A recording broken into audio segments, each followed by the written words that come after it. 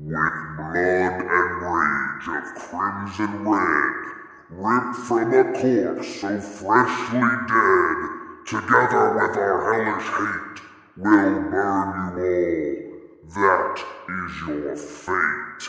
This is Red Lantern Russell from Tomes of Evil, and you're listening to Sector 2814, a Green Lantern podcast.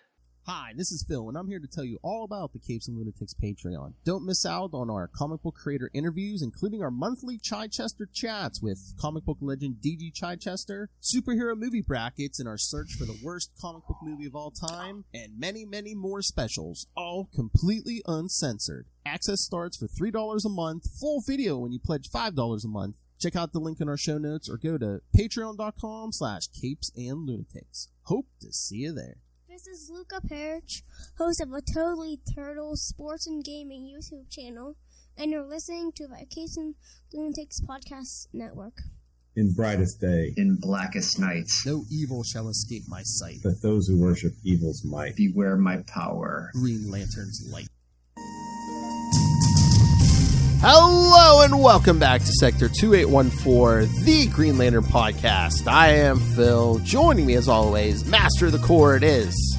I am Will. Hey, everyone. All right, kids. And today, remember, the Judd Winick train continues with Green Lantern 133 through 136 right there on the screen. And we'll tell you about the poll we're going to put up. You decide what we cover on episode 100 coming soon. In January. That is. Although, Yeah, the new year is a freight train heading for us at top speed. hopefully not as bad as the last hopefully not as bad surprises as the last couple of years, but all right. So, yes, like William and I were just saying, yes, if you listen to this on the podcast, you never hear an interruption. But yes, we just recorded the last episode a few days ago, so not really any new Green Lantern news. Yeah, long time no see, man. Yes. Oh, I know. But you did ask me, I know last time, is Dark Crisis coming out this week? Yes, Dark Crisis number 6 is, well, we're recording this on Tuesday. I guess it came out today, but I'll pick it up tomorrow. But yes, Dark Crisis 6 is out this week, so. And still no word on a Green Lantern series. No. Nope. I'm just scrolling through my big list for, oh, look, there's stuff that's not Batman on here this week. Okay. Well, there's Batman. Who? I swear, Ray, I didn't play in this. Batman, my favorite character. There's actually there's a one shot comes out this week, New Golden Age. I guess they're gonna give us the justice, setting stuff up for the new JSA book, and Cool. It looks like I saw it was like a headline. I don't forget who had it, CBR or somebody, but I guess they're gonna play with the history where it's not revealed until now. I guess back in the day there was actually a Justice Society Dark, like Justice League Dark. There's gonna be they're gonna have it where there was a Justice Society Dark. I guess. Yeah, I think there's a Golden Age Red Lantern. Did I see a picture of I that? did see a picture. I'm assuming that's what that's supposed to be. Yeah, because it looks like a guy with dark hair. Looked like he had almost like a blue and red costume. But red, he had red symbol and stuff. Yeah. So I guess we're going to play with that. What, a couple of weeks, 3 weeks, we get Emerald Knight #1 with Jon Stewart? Yeah, I hope. Yeah. I believe it should be pretty soon here because, we are in November. I thought it was toward the end of the month, but I wasn't sure. Yeah, that's what I'm thinking, yeah. I'm trying to remember. I think it's either the last month or the month before. So either be the 22nd or the 29th, right? That's what I'm thinking. Oh, wait, here we go. November 29th. Oh, right at the end of the month. Right. Oh, my God. Does that mean you're probably not going to get in until your December box? Is that what you're selling? Probably, yeah. I'll have to live vicariously through you for a few weeks. Yes. I'm sure whatever it is, we'll be like, that was good, but it's not enough. Yeah, we need more. Give us more. Exactly. a monthly Green Lantern title, or 2 monthly Green Lantern titles, or 3. Hey, it's been able to support it before. It's been able to support 4 monthly titles. Yeah, let's pretend he's Batman. Let's give him more than 1 book a month. Yeah. Batman, my favorite character. But yes, once again, written by Jeffrey Thorne. So, Who's doing the art? Is it Marco Santucci? Yep. Nice artist. Really nice. But yeah, I mean, I think we went over this months ago. But yes, John Stewart, the Emerald Knight #1 reads: John Stewart has been trapped in the dark sectors for months with the rest of his Green Lantern comrades. With the power of the Godstorm at his disposal, John's using everything he can to take down Isak, the mad new god, and bring his fellow corpsmen home. John will need to become something new to win the war against Isak. He'll need to become the Emerald Knight. Bum, bum, bum. So yes, as they they reiterate it in the next sentence. Yes, it looks like it's going to be John Stewart versus a mad new god. So there's 48 pages. I haven't quite put my finger on it, but there's something about smushing the Green Lantern mythos up against the new god, mythos that just doesn't work for me. And I haven't really kind of dug in to figure out why it doesn't work for me. But there's just something about it that I don't know. There's just something about it I don't like, and I should probably examine that and figure out exactly what it is that bothers me about it. But I haven't yet. So yeah, I know. It's just I've never been the hugest fan of the New Gods, but it's just I don't know. Maybe it's the Kirby thing. Maybe it's just I don't know why. Ever since New 52, they've been trying to smash those those 2 franchises together, and it's just it just doesn't work for me. And if it works for some people, great, awesome for them. But for me, it doesn't. The pieces don't fit. Yeah, I mean, I guess they're trying something new, and it's just we're not just throwing Superman at that thing every time. So I don't know. Yeah. Oh well, maybe somebody out there can tell me why I'm wrong. This is the internet. Surely somebody can tell me why I'm wrong. What are you talking about? No one on the internet. No one on the internet has an opinion. What are you talking about? I don't know. Did you watch Quantum Leap last night? It was the fall finale, so it won't be back till January. No, I have not seen the episode yet. Okay. Is it good? Yes. And he doesn't explain it, but kind of like the last thing in the episode, he kind of sort of remembers why he leaped. Oh, because cliffhanger, huh? He throws out one sentence, he leaps, and that's it. You don't even see where he goes. I'm like, God damn. Yeah. But I believe they said did they say it's back January 2nd, I think. So right out of the gate 2023 it's back, so. And I think I read that it got 6 more episodes or 8 more episodes. Yeah, I know they extended it. I forget how many they originally planned, but yeah, I know they gave it a few more, so. Yep, I'm enjoying it. I think it's a fun show. Yeah. And I'm enjoying catching up on the old stuff too. It's fun. Kind of hit close to home that fall finale because he leaped into the body of a teenager in 1996. I was like, oh, okay, okay, that was me, I guess. So I was doing some thinking about this. So we know that Quantum Leap, the relaunch, is in the same universe as Quantum Leap, right? Did you know that Quantum Leap, the original series, is also set in the same universe as Magnum P.I.? Really? Mm-hmm. In fact, there was going to be an episode where Sam jumped into Magnum, but it never got made. That's incredible. That's incredible because they were 2 different networks. So hang on, it gets even better. Since Magnum crossed over with Simon and Simon, that means Simon and Simon are in the same universe as this Quantum Leap. It gets even better because I just found out a few weeks ago that Magnum P.I. had a crossover with Murder, She Wrote. Yep, that's where I was going. Oh next. My God! So Quantum Leap and Murder, She Wrote are in the same universe. Is that not awesome? Oh my God! Can you imagine Sam leaping into Jessica Fletcher? Oh boy! Oh boy! Oh my God! But yeah, anyway, I would appreciate that. Yeah, I just watched a bunch of episodes. I just watched the first episode of season 3. So, oh wow! I watched a bunch today. So all I hear in my head right now is theorizing that a man could time travel in his own lifetime. Dr. Sam Beckett leaped in the quantum leap accelerator and vanished. And they haven't really dealt with because in the original they would talk to the people in the waiting room. Sometimes, right? yeah. Sometimes they didn't mention that. Sometimes they did. But yeah. They haven't mentioned that. I mean, it kind of seems like he leaps in and kind of just like pushes the person's consciousness aside. It seems like. I think so. It's and I kind think of interesting. Yeah, and in the new series, I think he's actually leaping into their bodies. I thought it. Well, again, the original series took liberties sometimes, but it seems like it was Sam Beckett in Sam Beckett's body. He just appeared to everyone else's. Yeah. Yeah, because the one episode he leaped into the a veteran who came back from Vietnam? Yeah, and he had lost his legs. So Sam stood up. So like the one orderly was like, oh my, it looked like he was floating. Sam was floating in the air. Oh. But he had his, he was in his own body, so he had his legs, but he looked like the Vietnam vet without legs, so it looked like he was just floating in midair. So, I don't understand how that was kind of weird. Yeah, I didn't get there in the rewatch yet, but I believe that's the Jennifer Aniston episode. Oh, I did not know that there was a Jennifer Aniston episode. Yes. Something to look forward to. There's a bunch of like you'll see a bunch of famous people. First season, Terry Hatcher. Yes. Oh, early on. That was like what, like third episode or something? Yeah. I think so, yeah. Absolutely. Do we have like Guy Gardner Warrior to talk about tonight or something? No. Oh, that's right. We're already 11 minutes in. Okay. No, I mean, we can get to, and then we got more Judd Winick. So do you want to talk some Judd Winick?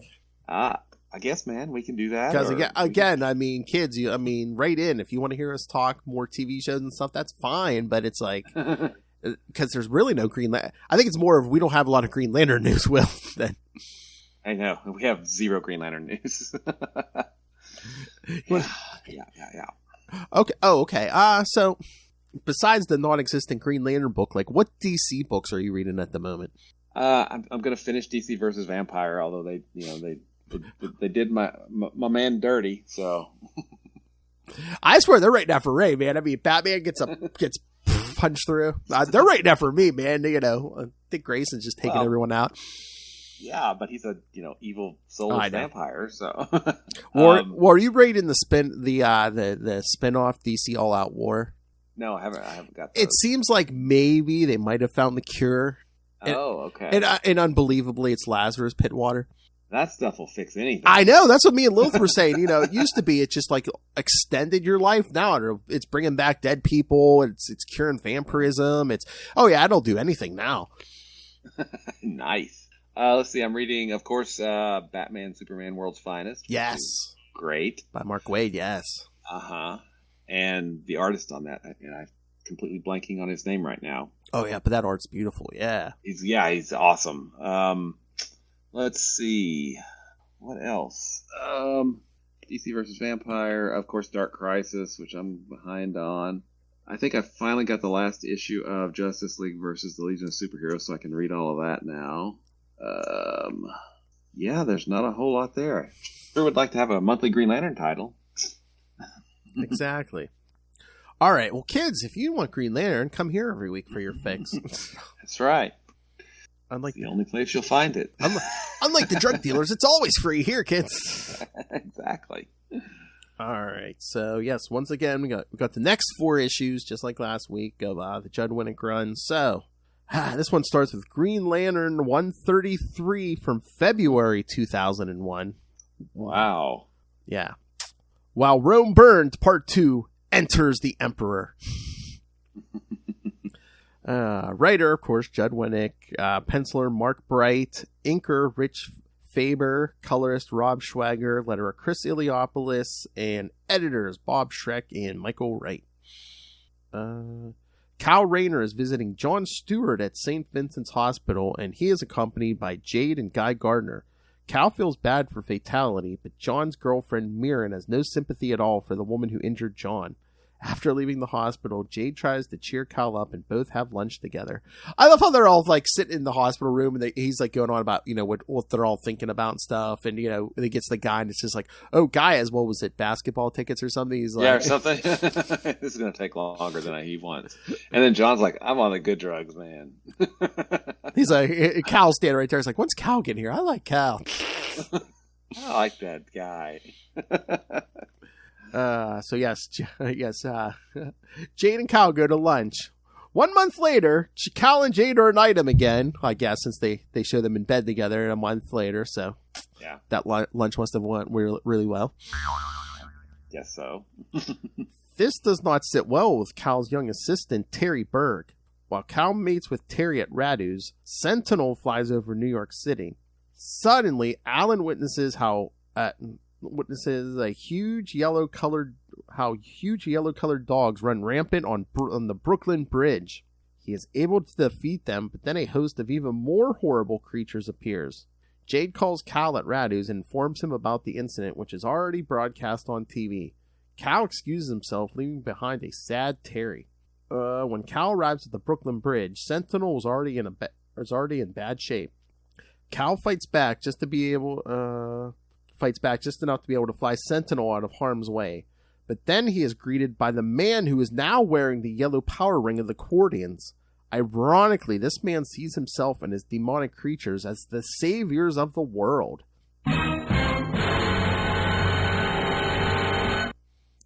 So, I'm guessing this is an error. Mirren is shown with normal human eyes in pages 3 through 5. So, oh, okay. I did not notice that. I did not notice that either, but yeah. But at least we're seeing her again. Exactly. Hey. Yeah, I'm trying to remember. I don't think we're going to be seeing her too much longer. I can't remember if it's this run, if it's Judd Winick's or Rab's run, but yeah, I think that's pretty much the last we see of Mirren at some point. Yeah, I think she leaves and then basically just like skips off into limbo or something, you know. Yeah, I ironically enough, I think she leaves a Dear John letter. Ah. To Jon Stewart. I know. It's not funny if you have to explain it. Right? I get it. Well. So what did you think of this one?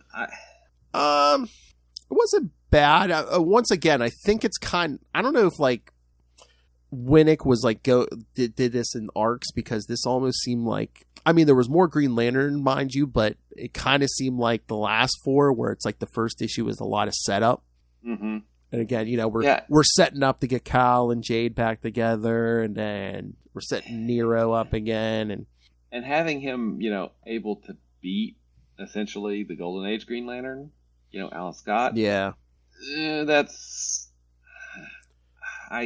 Okay, so I did do a little research. Apparently, the first Yellow Rings, you know, the one that Sinestro had originally back in the 60s, was powered by Green Lantern energy. Ooh.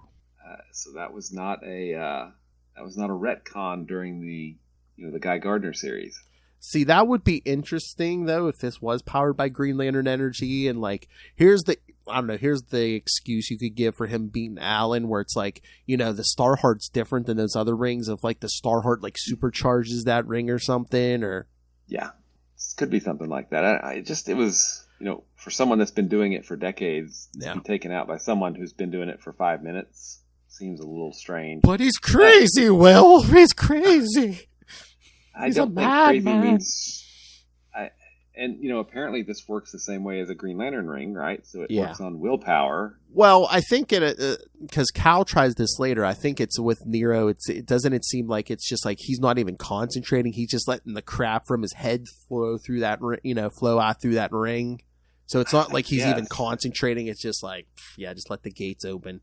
And again, it seems like Winick's like really trying to build Cal up, like even more than like Mars ever did, because it's like, I forget which issue, because once again I read all 4 of these at once, but in one of these issues when Jade's like, oh, you seem more mature now, you know, maybe it's the new job or whatever, but you seem more confident, you seem more, you know, just he's really building Cal up here. Yeah, and we know where that's going. You know, in 150 we have a big new costume and power up, right? Yeah. And I don't know. I guess I'm still not completely taken with the way Winick writes the action, I guess. I mean, he obviously does a really great job with, you know, the interpersonal stuff. Yeah. But the action scenes just don't seem as action-y, right? Or as not every issue, but some of them, sometimes it seem like the action's almost an afterthought. Yeah. Where it's like, oh, this is a superhero book. I guess I should throw in some battle here or something. Yeah. Yeah, he definitely seems like he's more into the interpersonal stuff. Because, again, we built up the new job. Now we're going to get him and Jade back together. Yeah. But yeah, not a bad issue, just not not one of the best. And, So. and MD and Mark Bright, good art. He's a great artist, but it just stands out to me because it's not Daryl Banks. Well, and it looks different, and this may be because we've been reading it, right? That the art has the look and the feel of a pre-Emerald Twilight, but it's got the newer coloring on it and the newer paper, and it just it feels weird. I mean, he's a great artist, though.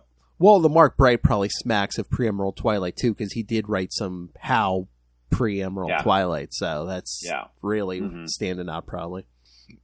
But no, again, you could have two great artists, but it's like if their styles are so different, it stands out when somebody stands in for the other one. Yeah, exactly, absolutely. All right. Anything else on this first one, or should we get to the next one? Well, let's get to the next one. Because interesting that this was a 5-issue arc. Like 4 issues, or what? I guess it was like the Yellow Ring arc or something, because we covered the first part last week as the last issue, and that was the Fatality one. Yeah.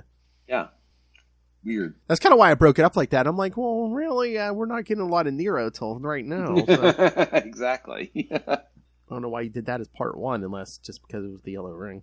All right. All right. Second issue is Green Lantern.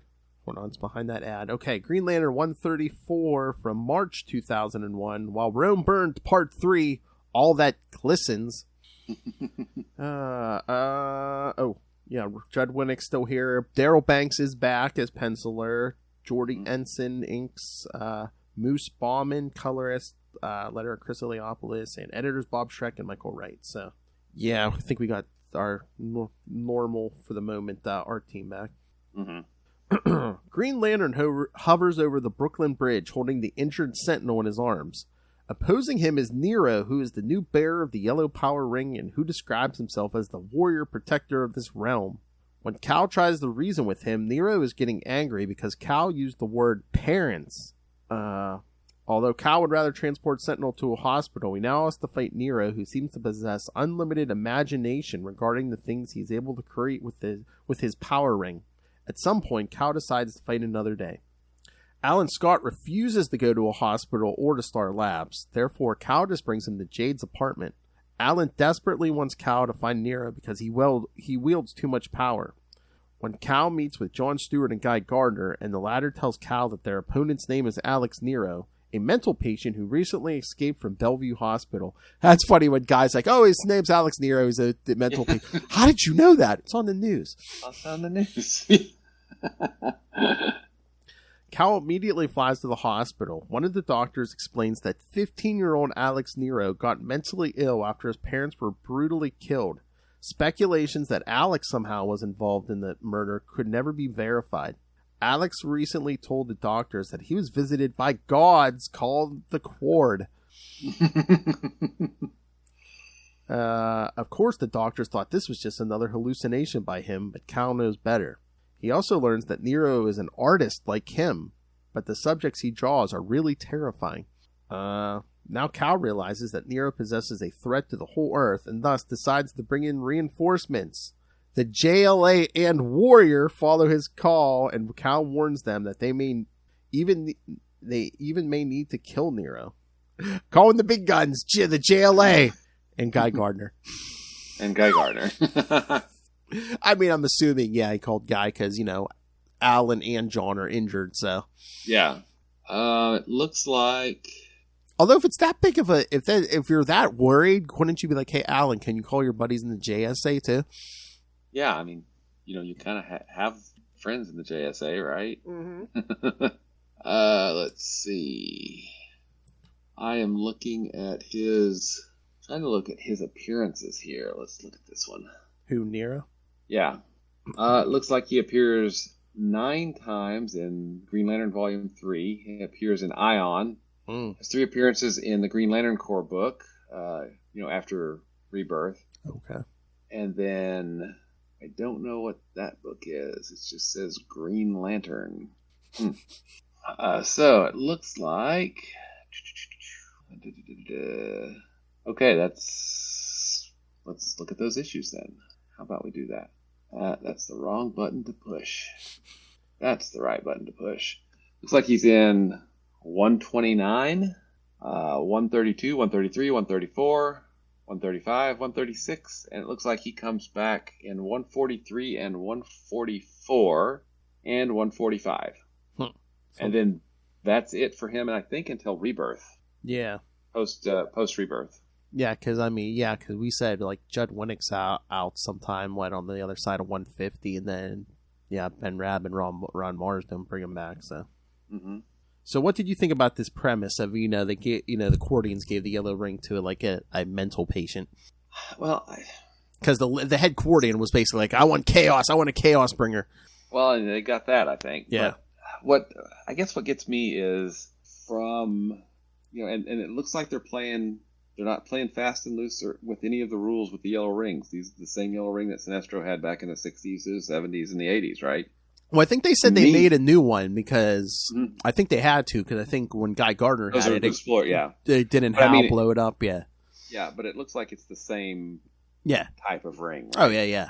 So, I get that it takes a lot of imagination, to run a ring, but I feel like it takes more willpower, and I don't know that just because he's insane he would have lots of willpower or less willpower or different than average willpower. Yeah, I get that the whole imagination running wild, but the ring is about focusing that imagination with willpower, right? Yeah. It's forcing the things that you imagine to be created, and I don't know.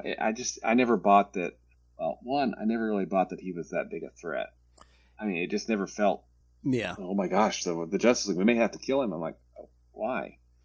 Yeah, we'll get to that next issue, but I guess in the willpower, I guess they were going for like the all that repressed anger and stuff because of the messed up childhood and stuff. And, I don't know. It just seems like Judd Winick was trying to give Cal like his own Joker. I think where they really are two sides of the same coin because Nero is also an artist and his own Sinestro.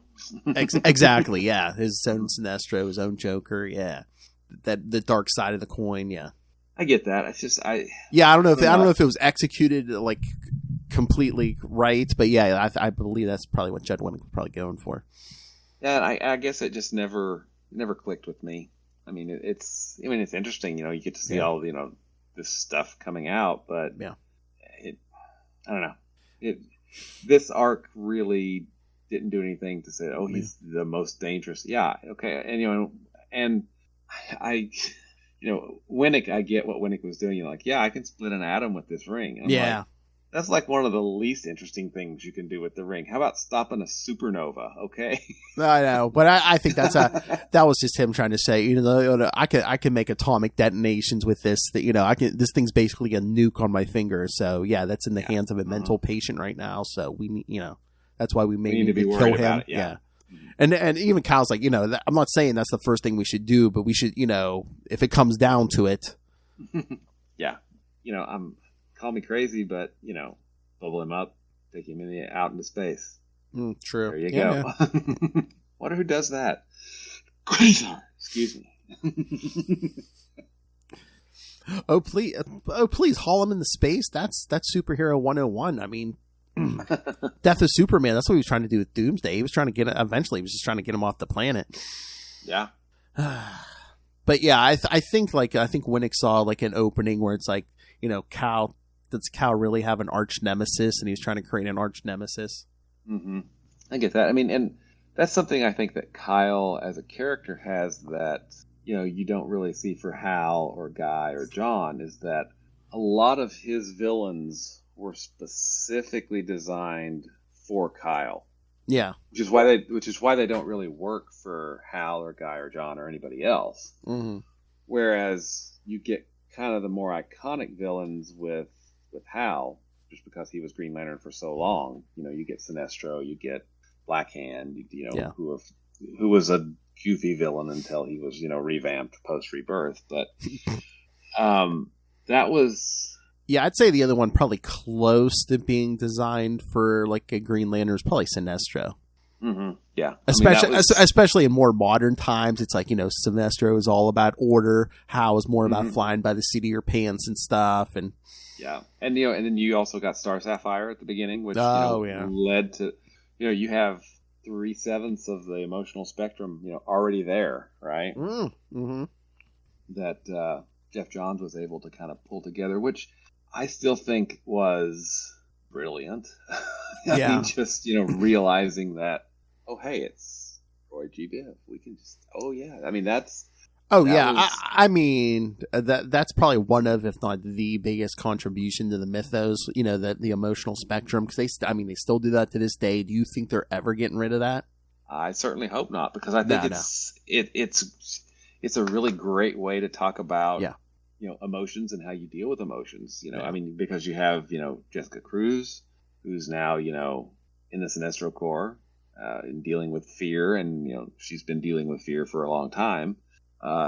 There's some great Guy Gardner stories come up where he has a red ring for a while, dealing with his anger and and rage. I was just reading some of those recently. Yeah, those are good. And it crosses over with Supergirl, which is really good.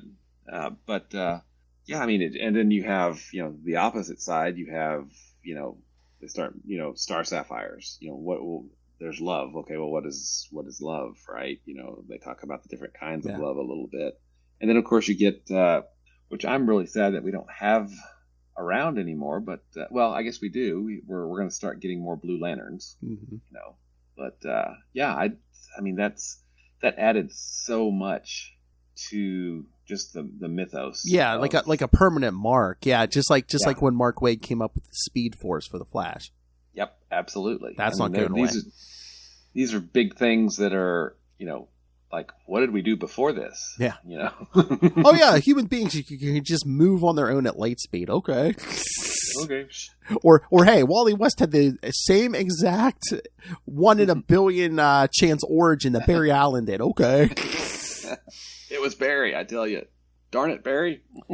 Well, that's like when Mark Waid took over the Flash for the first time, and he did like the Wally's year one, and Wally's talking to his grandfather who was a scientist, and he's like I'm not completely convinced Barry was human after that accident. He's like just the stunts he could pull, and he's like, and again, you had the same, 1,000,000-to-1 lightning bolt comes through, it was basically Wally asking, oh, how'd you get your powers? He's like, here, I had a shelf full of chemicals just like this. And the minute he puts those chemicals on, boom, lightning again. Yeah. Okay.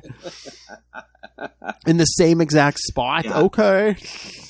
Well, and that's, you're talking about making a mark. That's what Wade did. Yes. Yeah. Gotcha. I really feel like Mars and really left a mark on Green Lantern just with Kyle. Yeah. Everything else kind of around Kyle, his villains, all that stuff, we haven't really seen, much of, since, Rebirth. Yeah. But Kyle is kind of the thing that they created that is still here and, people still want to see. So yeah, I don't really think that we get Ion, which then is kind of folded into the emotional spectrum and being willpower and all that. It gets folded into that, but I don't really think that there's anything else from this run of Green Lantern. I mean, we can go all the way back to number 1, because Emerald Twilight gets revamped, Parallax becomes a yellow fear bug, yay. Yeah. But I find it interesting that Mars was on here. Mars and Banks, as the team, were on for around 8 years, 7 years, something like that. Yeah. 6 or 7 years. 6 times 12 would be 72. So over 6 years, close to 7 years. And as soon as they left, we had shorter runs by different teams and different writers, different artists. Mm-hmm. And then it was a very short step until, basically it's time to reboot and we get Rebirth, right? Yeah. Which is Well, again, it's interesting. I always wonder if that's part of the problem too. Is like a lot of the books these days, it's like they don't give a lot of these people more than like a year or two on a book, and it's just like okay, got us some trades. Okay, you're out. Because I mean, just longer runs like Mars did, like Mark Waid did on the Flash. Even at Marvel, I mean, Peter David, 10 years on the Hulk. Mark Grunwald, 10 years on Captain America. I mean, Chris Claremont, 100 years on 100 years on X-Men. Yeah. It's like, oh, hey, remember that thing? Remember the thing I dropped 5 years ago? Yeah, we're gonna pay that off. Yeah, or Frank Miller on Daredevil. Oh yeah. First run. I mean, yeah, it doesn't seem like we get those, really long, rich runs on characters by creative teams anymore. Every so often, but I think you have to probably have like huge numbers, like Chip Zdarsky on Daredevil now. I mean, Kelly Thompson, God bless her. I mean, she got a Carol Danvers Captain Marvel book. I think 43 was the last issue to come out. 43 issues of a 41 right here. Okay, yeah. Well, I got the one last week. It's up to 43, and that's what I was telling Lilith. I'm like, yeah, nothing against Kelly, but I'm like, when's the last time you saw a book that wasn't like Spider-Man or Avengers? Get past 61. I mean, Iron Man can't do it. Yeah. Well, and that's Kelly's book. I mean, she's been on that book from day Number one. And it's her thing, and it's a great book. Oh, it really is. Heck yeah! So that's what I'm saying. And you get that nice sense of continuity and consistency throughout. I mean, I know there's different artists on the book, but her being there and month in and month out. I mean, that's that's amazing. I mean, you got something going on if you can get something that's not Spider-Man or Batman. Not to get renumbered after like 2 years or something.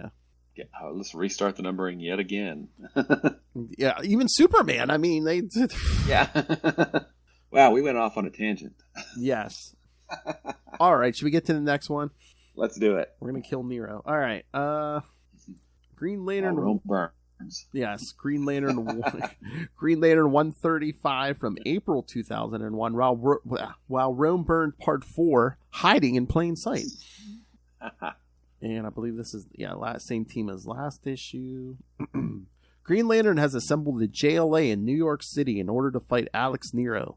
But especially Superman and Wonder Woman think that Cal's issuing of a death sentence might be premature. I love that when he's just sitting there thinking, I haven't even had my coffee yet, and I'm going to argue with Superman and Wonder Woman. Yeah. But Cal explains that Nero is mentally unstable and possesses a power ring which even enables him to split atoms. And so the JLA and Warrior team up in groups of 2 heroes each and start to fight the golden demonic creatures which appear all around the city. But they are not able to confront Alex Nero directly. Just when all duos have defeated their opponents, Nero sends in more of his demonic creatures. This time he attacks Times Square. Dun, dun, dun. So, yeah.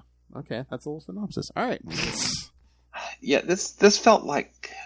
Well, again, we got a lot of debating and then fight. If it just kind of felt like filler, it's just like, and again, I think it comes back down to how the action is kind of choreographed, and that's nothing against the artist. It just doesn't. I don't know. I never really got involved. Just like okay, no, it's Daryl Banks. Daryl Banks knows how to pencil a fight scene.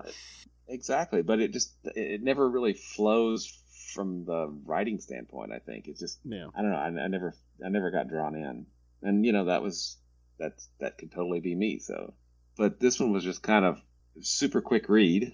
So Well, I mean, is it just me, or does all of Judd Winick seem like a quicker read than like Ron Mars's? They do, and Ron Mars, his issues were much quicker reads than the previous writers, which were. Well, he who will not be named threw in a lot of history in his, so. Yeah, and it was just very, very wordy, and it was really dense. Yeah. Mars, I feel like, was kind of coming in and as kind of a more modern writer. Exactly, yeah. Pulling back and letting the art tell the story, a lot more than trying to cover up everything with, wordy words. But I don't know, Winick is. I feel like he's still trying to get his legs under him. Maybe do a monthly book, maybe, or a monthly superhero book. I mean, obviously he's really good at the other things that he's done, but I I just don't feel like he's hit his stride yet. Well, I wonder too, like this issue specifically, like if he's not as comfortable, because there really wasn't a lot of Kyle's personal life in this issue, so it was mostly a superhero thing, even though like the first half was pretty much just a debate on the use of lethal force, and then it was just a giant punch 'em up after that.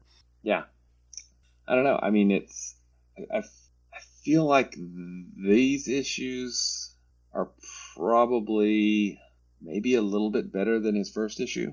I think he's getting more of a feel as he goes along. Yeah, I think so. Yeah, I think so. So what? So we did 4 last week, and then this is what the third one tonight. So we're like 7 months into his run. So, and he's not convinced me yet, but he is getting better. I feel like that's improvement. You know what surprised me when they're having the discussion on lethal force. Either way it went, I'm just surprised Batman didn't voice an opinion either way. Batman, my favorite character, always has an opinion. I know. I was just waiting for him to either get in Kyle's face or Superman's face to either say yes, we have to kill him, or no, we never kill. And since this has been done to Kyle, why not get in close and just use the ring to pull off his ring? He's dangerous because of the ring. Yeah. Not for any other attributes, because of the ring. And he's making all these demons and stuff, but it's like he's not armoring up his head or anything. Knock him out. Yeah, you're the Flash. Go up there and go tink. Yeah, I always say that's going to be the hardest thing right in the Flash book, because it's like you have to come up with ways to defeat the Flash, because seriously, the Flash or at least stop him. The Flash should never be defeated. Maybe going up against someone who's as fast as he is, but otherwise, it's like everyone should be standing still to him. Yeah. So yeah, that not exactly a great execution of a. Yeah, I just never, to me, felt like that Nero was a true enough threat to the New York, the planet, whatever, to call in the JLA. This is something that Kyle should have been able to handle himself. Well, and if he does call in the JLA, I mean, this guy is so new. We're really going to give the entire JLA this much trouble?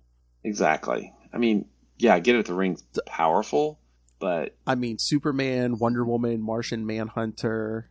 I mean, doesn't Batman have contingencies to take down ring bearers? We saw this in JLA. Yeah, and Martian Manhunter, telepath. Hey, you, stop. Shut his brain down, at least for a minute, to at least take that ring off. Yeah. Although I don't know if we want to take that ring off, man. Nero might lose a limb. Yeah, exactly. Good point. But these Judd Winick issues, it says they are reprinted like in a collection. So I wonder if we're at the point, if we've gotten to the point where it's like everything's starting to get collected. So maybe they're like, oh, hey, yeah, can you spread this out in at least 5 or 6 issues so we can collect it? And that definitely could have affected the pacing and everything of the story. So, yeah, I mean, that's totally something that could have happened. But we have reached the 21st century, William. I think we're getting more and more stuff collected. So, yeah. Finally. I've got a few of them on my bookshelf back there. Yes, we're getting to the point where it's like we're thinking more of, oh, hey, we can collect this. So, hey, spread it out. Bookstores. They might buy stuff in bookstores. Oh, yeah. 2001, Borders was still around. Yeah. Yeah. Barnes & Noble still is. All right. Was B. Dalton still around? Maybe. All right. Should we do the last one? Let's get her done. Green Lantern 136 from May 2001. While Rome Burned Part 5 doesn't give me any other. The other ones had like a little nothing. Even they're getting sick of it. All right. Oh, another penciler, Dale Eaglesham. I think he's a British artist. So. Yeah. Yeah, but he's good. Yeah, I mean, he is good. They've had really good artists on the arc. Yeah. Yeah. Dale Eaglesham, penciler, 2 inkers, John Lowe and Jordy Ensign, and everyone else is the same. The JLA and Warrior continue to fight masses of demonic creatures created by Alex Nero, who has a yellow power ring of the Coordians at his disposal. The situation in New York City becomes dire when one of the creatures structurally damages one of the twin towers of the World Trade Center. Well, this is yeah, exactly. This is pretty much the last time we're going to be able to do that. So, yep, absolutely. Man, Now Superman has to jump in to replace one of the main pillars to prevent the building from crumbling. Martian Manhunter informs the Flash telepathically that he is needed there to rebuild the structure quickly. Finally, Nero shows up in person, and he is throwing more and more creatures into the fight with the JLA. Green Lantern has doubts that they will be able to stop Nero. After hammering on Nero with no effect, Kal calls Flash away from Superman to collect a videotape of the Nero family, which is kept at Bellevue Hospital. Flash puts the video on public screens, and Kal hopes that the voices of his parents will calm Nero down. But instead, the video seems to agitate Nero even more as he only sees how his parents are mocking him. In the end, Nero is consumed by light, and after an explosion, he is gone, leaving only a crater in the streets of Manhattan. A little later, Kal is together with Jade, and she boasts about how the mayor of New York City wants to hand over the key to the city to Green Lantern. But Kal wants to speak about something more important. First, he presents Jade with the Green Lantern ring she already had once worn, and second, he wants her to marry him. So yes, kids, remember I said this was going to happen? This happened. Hey, this totally happened. Okay, so I found out more about Nero. Looks like he comes back during Sinestro Corps. Well, actually, 1 year later, I think, in the Sinestro Corps War. He ends up getting imprisoned by the Guardians of the Universe. You know, this is post-Rebirth, post-Sinestro Corps War.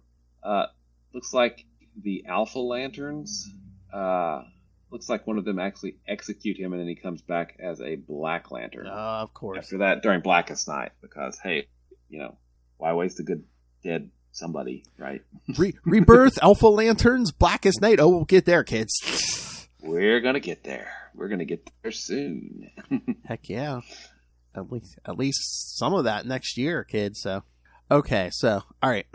It said public screens, but didn't Kal play that that VHS tape? He created a VCR with his power ring. I'm like, it played in 3D or something. It was kind of weird. But I'm like, didn't Kal watch? I mean, maybe he couldn't remember the details, but didn't Kal watch this video at the doctor's office already? So couldn't he just create the parents on it with his power ring? Yeah, I guess, but he wouldn't necessarily remember the exact details, the sound of their voice, or I guess, stuff. Yeah. But then Nero's ring takes over, and he just makes the parents start mocking him and stuff. Because Wally's like, enough, Kal, and Cal's like, it's not me anymore. I'm not scum. I wouldn't do that. Yep. And Nero blows himself up, never to be seen again.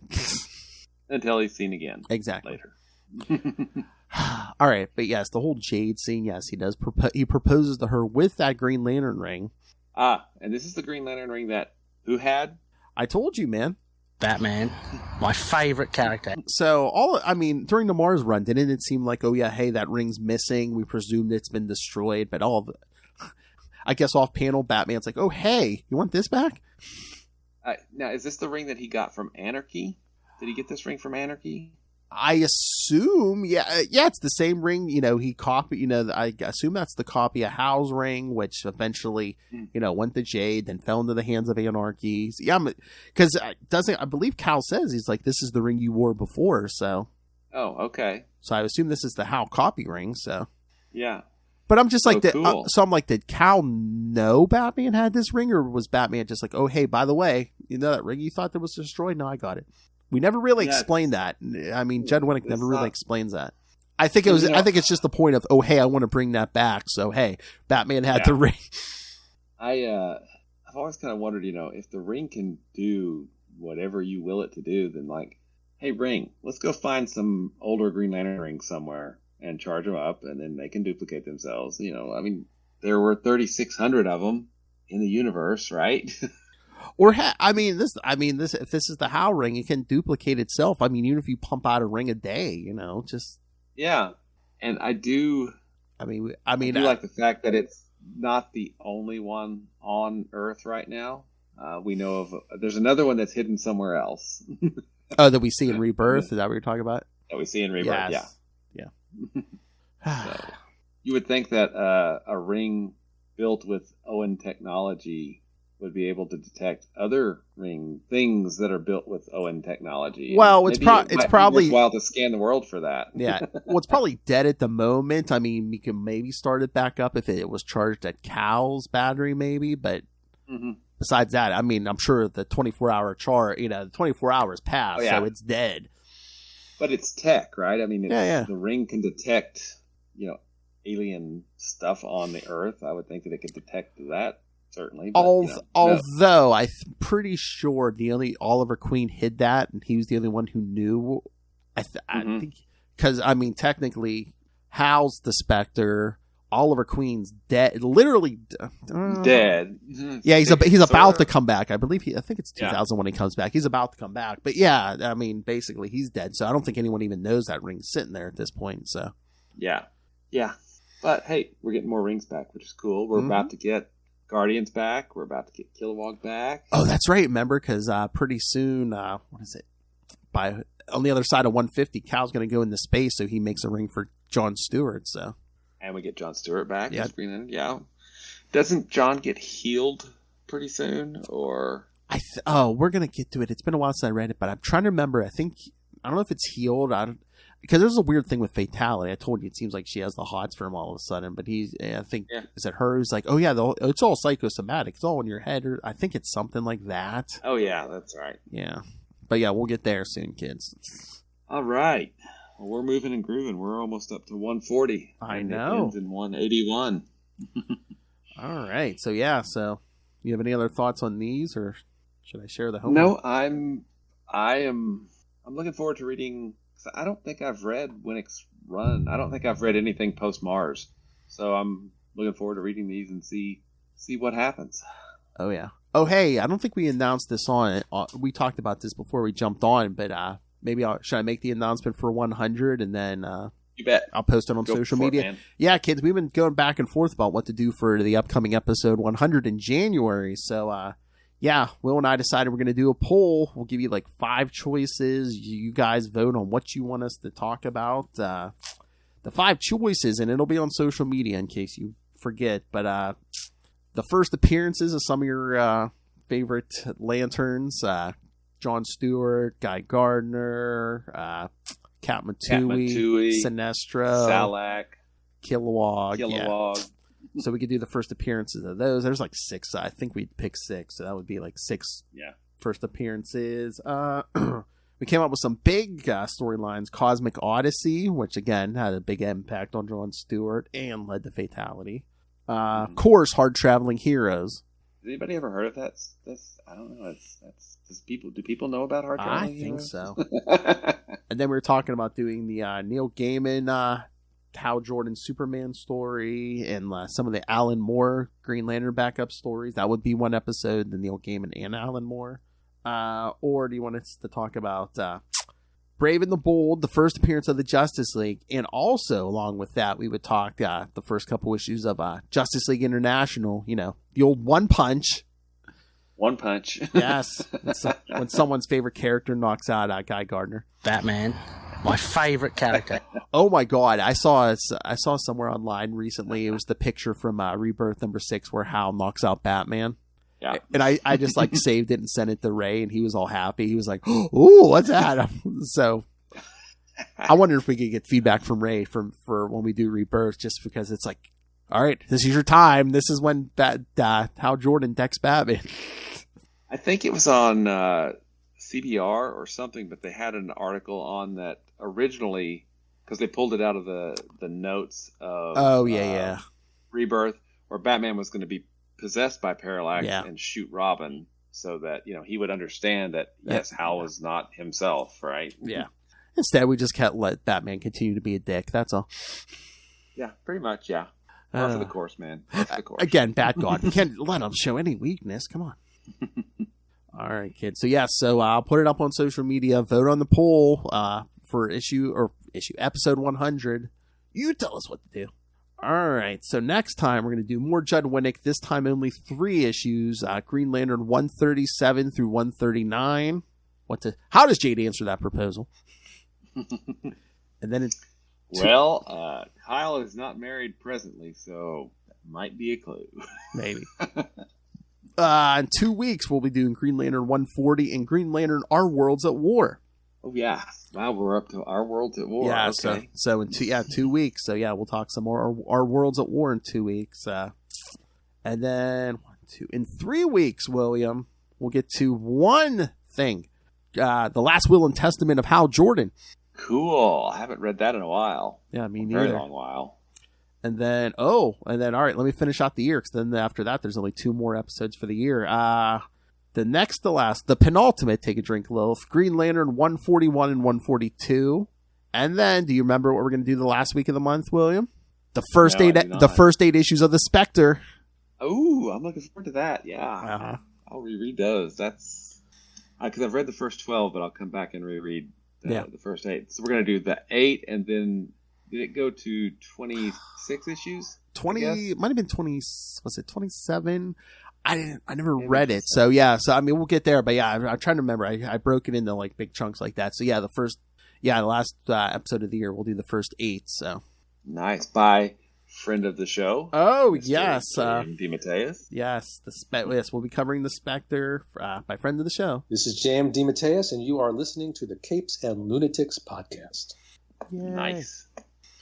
All right, so yes, kids. So send your thoughts on all the upcoming stuff. That's the rest of the year. Again, share your thoughts on the poll. I mean, hell, if you want to email us about it or answer it on social media, please do so. So yeah. Or if you have something else you want to suggest that's free Emerald Twilight, Green Lantern stuff, it's all kind of fair game, except what we covered during Summer of '69, and Uh-huh.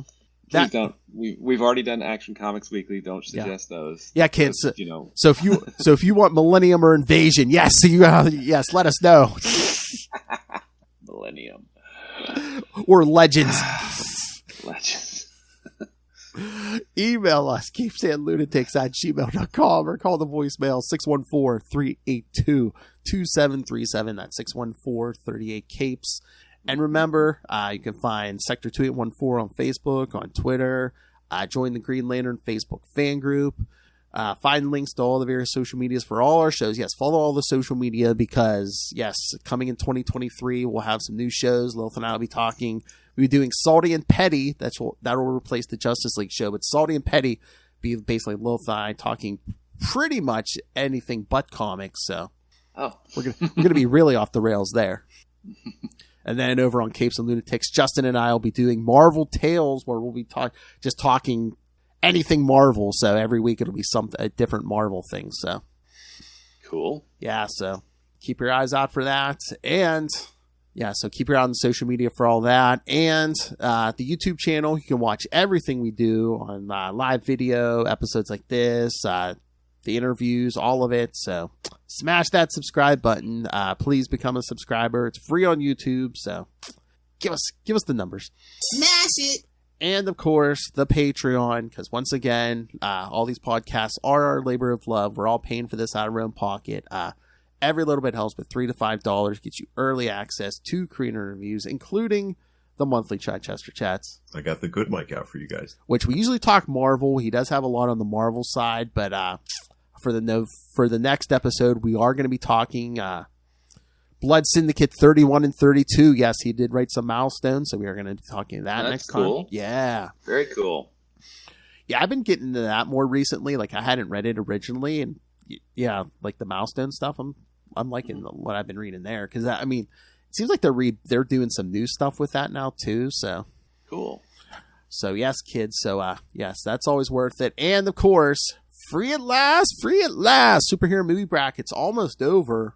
All that's left is to crown the winner on this or loser on this series finale. Because even Lilith Hellfire says she's had enough of it. So yes. Wow. So subscribe now, catch up on all the previous episodes before the final episode, and Lilith Hellfire has decreed that all patrons can vote on what we do in 2023, unless we just bring back... I had an idea. I was like, oh, why don't we just bring back, like, every month do an episode of, like, some old podcast we don't do anymore? Like, 1 month we could do a Quantum Zone episode. That's cool, yeah. Hey, raise a patron. Only would appear. I know. All right, kids. We could cover his appearances in Mark Waid's Fantastic Four. It's a fun story. Mark Waid and Quasar. Yes. All right, kids. So yes. So sign up for the Patreon and pick yourself up some Capes and Lunatics and Capes and Lunatics Sidekicks merch, or just rain random money on us like Little Hellfire's favorite. Cash App link in the show notes. Make it rain. Find it all at Linktree, linktr.ee/Capes and Lunatics. All right. That was a lot. All right, William Allred, master of the core, master of the quantum zone, master of the Kickstarter, master of podcasting, master of his own domain. Where can people get a hold of you? You can find me at Wallred, that's at WALLRED, at Gmail and Facebook and Twitter and other social media that I've forgotten I've set up or I've just set up and I don't know how to use yet. So we'll figure that out. If you want to check out some of my comic work, you can go to crossoverdivision.com and find out about all the comic goodness there. We just funded a few months back, and we should be going to print for issue number 4 real soon. And on the horizon is a collected edition of those first 4 issues. So you can find out more about that at crossoverdivision.com. If you want to check out Diary of Night, which you can do that at diaryofnight.com. And if you are not yet fully annoyed by my voice, you can check out a weekly podcast that I do with writer Kevin Joseph, where we interview and just try to bring as much attention as we can to comics creators who have Kickstarters running or some kind of crowdfunding. It doesn't necessarily have to be on Kickstarter. But that's a lot of fun, and that's called Explain Yourself. And finally, you obviously have great taste, which means you probably also love Quasar, and who doesn't? So if you want to find out more about Quasar, you can check that out at the Quantum Zone, quantumzone.org. Seems like I'm getting a package every other day. Hey, boys, you look at the party? I love the party. I, of course, love Hal Jordan. Yeah. All right, thank you for joining us, kids. Again, next week, Green Lantern 137 to 139, and then in 2 weeks, Our World's at War.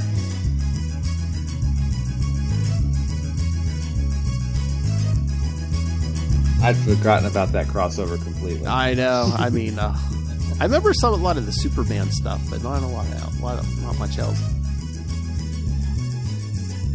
Doesn't Hippolyta die? Yeah, and that's when Aquaman appears to die also, yeah. They both got better. It's okay. Don't worry. Oh, yeah. All right, kids, come back next time. And remember, watch out for those parent issues. Good night.